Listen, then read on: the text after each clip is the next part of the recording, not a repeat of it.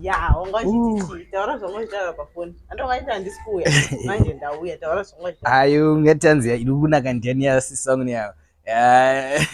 ndiudze handi ndapanapa izvozvi ndiani inonaka yangu neasisi wangu ndiani yakawanda mvura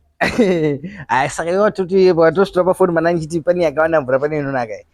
ko ndikati dzese dzinonaka aiwa taura chokwadi kuti iwewe inonaka ndeipi ndinozoti iwe wakandipa sister yako yakandipa ka message iyo but iwe zvekutaura kuti taura zvangoita pafoni kuti yakawanda mvura ndiani inonaka ndiani ndo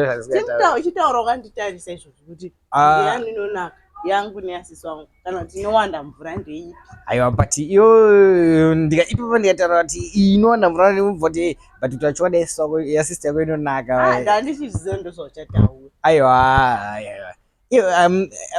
mesi mangu ni paripenyu mimi unoona but hazvinongofanana here kozi yange kangoita tangidzai futi kundipa ndinzi kuti inonaka ndiani but repenyu ndakainzwa repe yasister yako inonaka handizivi kuti but hadzinadzo mvura yakanyawanda wakaisa pafertilizer ndo pakajirwa yasister yako inonaka nokuti havana vakaisa manyowa havana kuisa fertilizer muriwo wese ukangoisa mvura iyo repe yako yakazoenda unowanda mvura mbijana because wakaisa fertilizer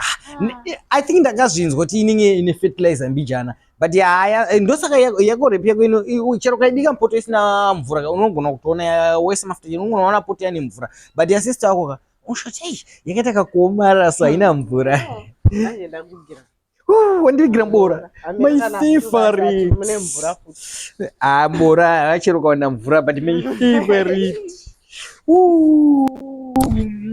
aiwa thank you baby aiwa pinda kamdini tazongotaura takanira